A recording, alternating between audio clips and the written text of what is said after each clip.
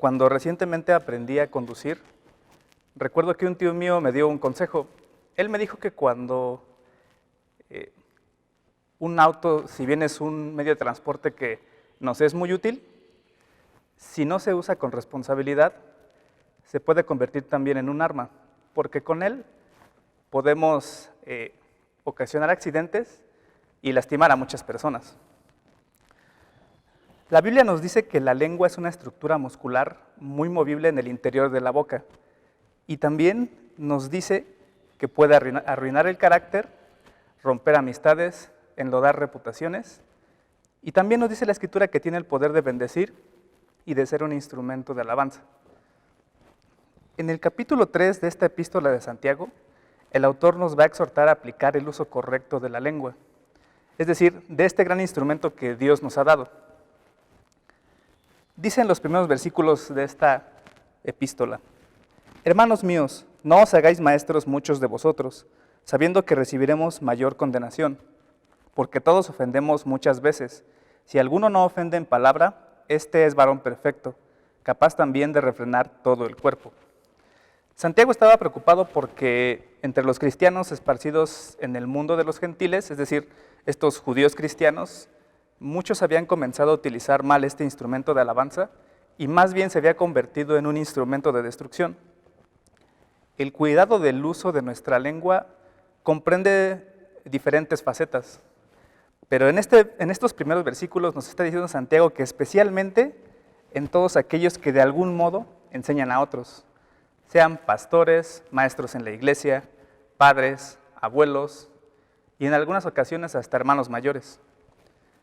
Santiago no está desalentando el deseo o el llamado de algunos a enseñar, sino que más bien él está remarcando la relevancia que esto tiene. Y es que los maestros tenían una importancia, digamos, de primer orden en la iglesia primitiva. Por ejemplo, la iglesia de Antioquía los equipara a los profetas, y juntos habían enviado a Pablo y a Bernabé a su primer viaje misionero, según Hechos capítulo 13.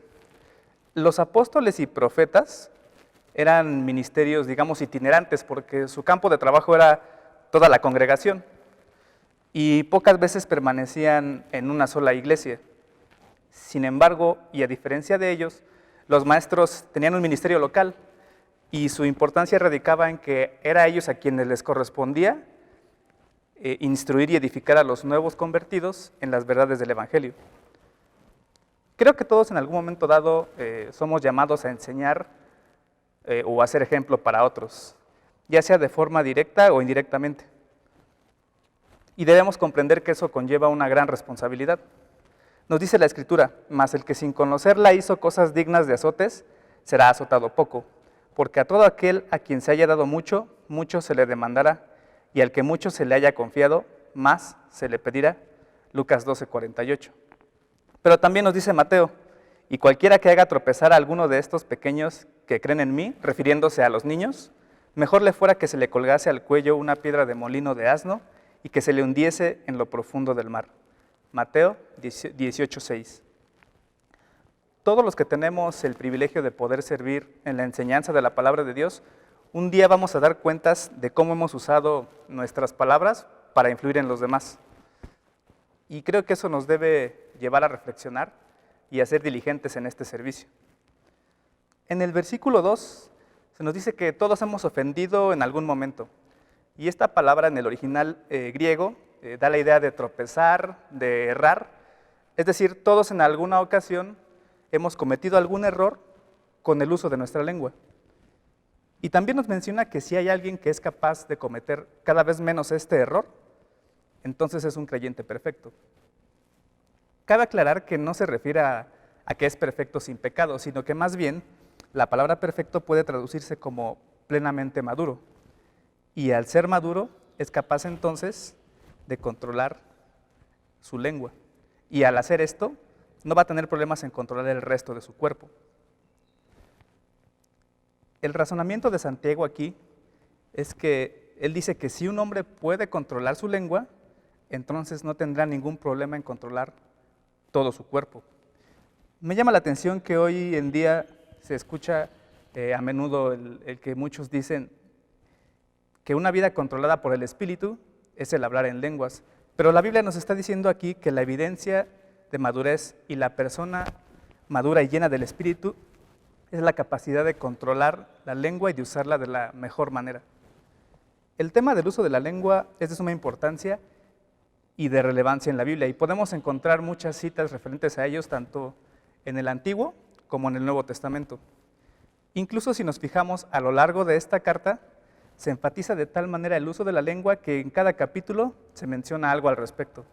Por ejemplo, en el capítulo 1, versículo 19 dice lo siguiente: por esto, mis amados hermanos, todo hombre sea pronto para oír, tardo para hablar, tardo para airarse. Capítulo 2, versículo 12. Así hablad y así haced, como los que habéis de ser juzgados por la ley de la libertad. Capítulo 3, todo se refiere a la lengua. Capítulo 4, versículo 11. Hermanos, no murmuréis los unos de los otros. El que murmura del hermano y juzga a su hermano, murmura de la ley y juzga a la ley. Pero si tú juzgas a la ley, no eres hacedor de la ley, sino juez. Capítulo 5, versículo 12. Pero sobre todo, hermanos míos, no juréis ni por el cielo, ni por la tierra, ni por ningún otro juramento, sino que vuestro sí sea sí y vuestro no sea no, para que no caigáis en condenación. Habiendo notado nosotros que es muy difícil controlar la lengua porque ésta tiene un poder muy grande, ahora Santiago va a pasar a darnos algunas ilustraciones y disertaciones para ayudarnos a entender mejor lo que él nos está diciendo. Adicionalmente quisiera mencionar dos ejemplos en la Escritura en donde se enfrentaron ellos a este conflicto de cometer errores con el uso de su lengua. No quiero mencionar esto como un estímulo en la dirección equivocada, sino más bien como una advertencia para nosotros de cómo es que no debemos hacer uso de la lengua. Y nos dice la Escritura lo siguiente en el Salmo 106, versículos 32 al 36, respecto a Moisés.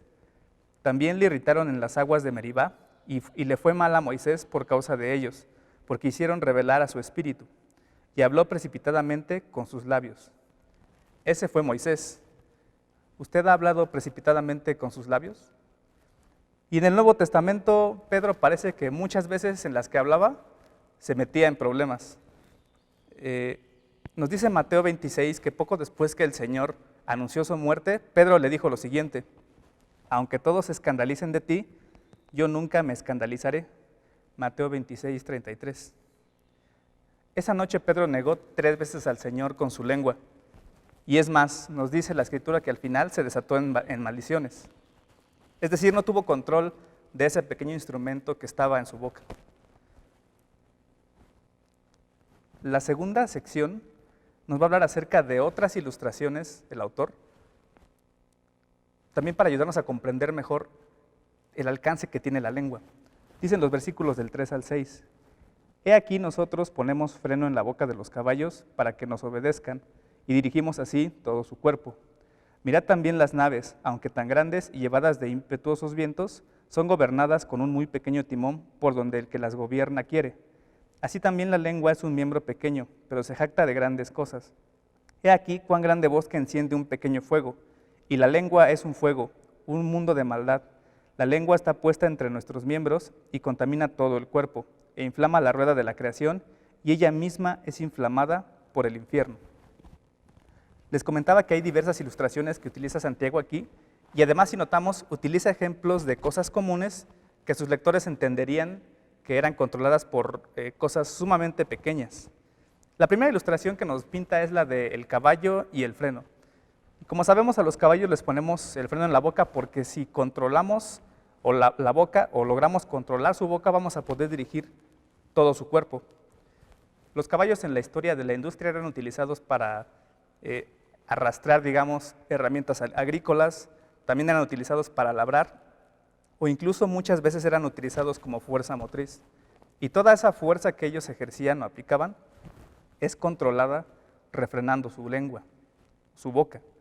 De la misma manera, Santiago nos dice que si podemos controlar la lengua, el resto de nuestro cuerpo va a estar a nuestras órdenes. Y si no podemos controlar la lengua, todo lo demás va a ir por mal camino.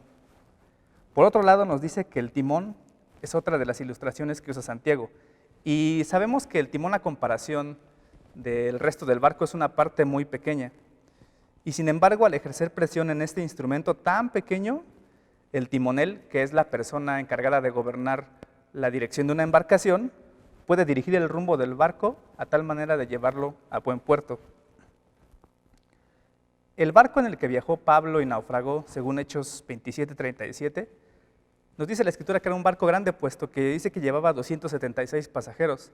Es decir, había grandes barcos en los días de Santiago que eran gobernados por pequeños timones. Entonces nos dice Santiago aquí que a fin de evitar el naufragio de nuestra vida, nosotros debemos aprender a controlar la lengua, porque así como el timón controla todo el barco, la lengua puede controlar toda nuestra vida. La tercera ilustración de la que nos habla es un incendio forestal y una chispa. La figura del fuego del bosque es, digamos, muy común o muy recurrente en la Biblia. Por ejemplo, dice el salmista, o le pide el salmista a Dios, que haga que los malos sean como la paja ante el viento y que su tempestad los destruya, así como el fuego arrasa con el bosque y la llama hace arder las montañas, según el Salmo 83:13. La Biblia dice en palabras de Santiago que la lengua descontrolada, que no está sometida a Dios, es como una lengua que está inflamada con el fuego del infierno. Y son palabras sumamente fuertes, pero en este pasaje Santiago está utilizando la palabra guena, que es un término que el Señor Jesús utilizaba con frecuencia para describir el infierno. ¿Saben? La guena era es una palabra hebrea que también es el nombre de un valle que está al sureste de Jerusalén, en donde estaba el ídolo llamado Moloc. Si recordamos, Moloc era un ídolo en forma de buey que tenía los brazos extendidos, donde colocaban a los niños y los ofrecían en sacrificio mientras el fuego ardía debajo de él. Entonces, cuando nos dice la Escritura que Josías toma el trono de Jerusalén, lo primero que hace es que, dice que era un rey piadoso, y lo primero que hace es que destruye los ídolos, los derriba y limpió la tierra de la idolatría. Pero los judíos detestaban tanto el lugar en donde había estado Moloc que lo habían convertido en un basurero público. Y no solo un basurero, sino que ahí también dice que echaban los cuerpos de los criminales que no habían sido sepultados. Y todo el tiempo estaba ardiendo el fuego allí. Es más, se le conocía como un terrible lugar donde el fuego ardía siempre. Entonces, cuando Jesús trata de describir el infierno, escoge bastante bien una ilustración que todos los judíos conocían, y se refirió al lugar que arde eternamente, en donde el gusano no muere y el fuego nunca se apaga. Santiago, con esta ilustración en particular, nos muestra dos alcances que puede tener el daño con la lengua. El primero es que es incontrolable como el fuego en el infierno, está bastante claro. Y el segundo es que llega muy lejos. Un comentarista lo diserta de la siguiente forma: si alguien que te tira un puñetazo está cerca, lo puedes esquivar, pero una palabra maliciosa, una calumnia, un chisme o algo que se expresa así contra alguien puede tener un perjuicio incalculable, porque muchas veces no se puede esquivar ni evitar, porque ni siquiera sabe de dónde viene ni de quién. Luego Santiago va a utilizar otra ilustración, que es la del domador y el animal, y luego también nos va a describir algo sumamente fuerte respecto a la lengua. Nos va a decir que es como un veneno mortal. Dice la sección de los versículos 7 al 12: porque toda naturaleza de bestias y de aves y de serpientes y de seres del mar se doma y ha sido domada por la naturaleza humana, pero ningún hombre puede domar la lengua, que es un mal que no puede ser refrenado, llena de veneno mortal. Con ella bendecimos al Dios y Padre, y con ella maldecimos a los hombres que están hechos a la semejanza de Dios. De una misma boca proceden bendición y maldición. Hermanos míos, esto no debe ser así. ¿Acaso alguna fuente hecha por una misma abertura agua dulce y amarga? Hermanos míos, ¿puede acaso la higuera producir aceitunas o la vid higos? Así también ninguna fuente puede dar agua salada y dulce. Nos habla de que el ser humano es un domador. La naturaleza de los seres humanos, digamos que ha logrado dominar la naturaleza de los animales. Por ejemplo, vemos osos que bailan, focas amaestradas, encantadores de serpientes, perros que saltan a través de aros, o enormes leones con los hocicos abiertos y el domador mete su cabeza adentro. Y todas esas cosas ocurren porque, decíamos, ciertamente la naturaleza del hombre es capaz de domar la naturaleza de los animales. Sin embargo, esa misma naturaleza no es capaz de dominar la lengua. Santiago, con todos estos cuadros que nos ha venido ilustrando, el del caballo y el freno, el barco y el timón, el fuego y la chispa, el animal y el domador, nos quiere ayudar a comprender que el poder de la lengua realmente es colosal. Y mientras podamos visualizar el control de todas estas ilustraciones, nos vamos a dar cuenta que el hombre cimentado en sus propios recursos es totalmente incapaz de controlar su lengua. Déjeme decirle algo, vemos un principio importante. Aparte del poder del Espíritu Santo y de Jesucristo morando en nuestro corazón, ninguno de nosotros tiene el poder de domar la lengua por sí solo. Cuando a veces pensamos que ya lo logramos, a veces podemos perder el control y nos preguntamos de dónde salió tal expresión o palabra. Luego también en estos versículos, les decía, nos va a describir de una manera muy gráfica el veneno de la lengua. Nos dice que es un mal que no puede ser refrenado, llena de veneno mortal. Santiago nos está exhortando a que evitemos esto.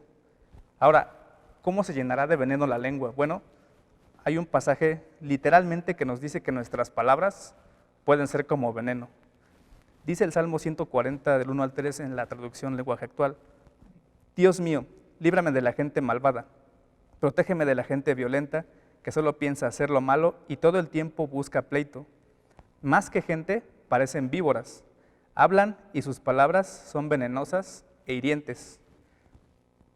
¿Cómo pueden ser nuestras palabras venenosas e hirientes? Bueno, en primer lugar tenemos el chisme, por ejemplo, y si nos fijamos hay una tendencia social hacia cometer este acto.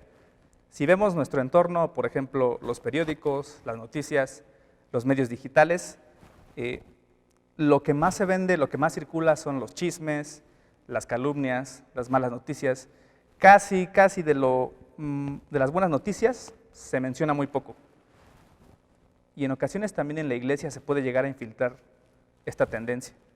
Santiago nos dice que debemos entonces evitarlo. También tenemos la manipulación, por ejemplo. Cuando hacemos lisonja, que la lisonja es, digamos, una adulación que se hace a alguna persona con tal de obtener su voluntad o alguna otra cosa. Algo muy parecido a la hipocresía, y debemos ponernos a pensar que cuando hacemos esto, utilizamos nuestra lengua. Y entonces, esto también debemos evitarlo porque podemos causar daño. Y por último, tenemos la crítica. Es otra forma en la que permitimos que el veneno salga de nuestra lengua. Y me refiero más a la crítica destructiva. Debemos evitar este tipo de actitudes, sobre todo cuando trabajamos en la obra de Dios. Nos exhorta Pablo en Gálatas: pero si os mordéis y os coméis unos a otros, mirad que también no os consumáis unos a otros. Gálatas 5:15. Es decir, al ser críticos destructivamente, no solamente estamos dañando a aquellos que estamos haciendo la crítica, sino a nosotros mismos, según nos dice Pablo. Ahora, también nos dice Santiago que con la misma lengua bendecimos a Dios y con ella maldecimos a las demás personas, que también son hechas a semejanza de Dios.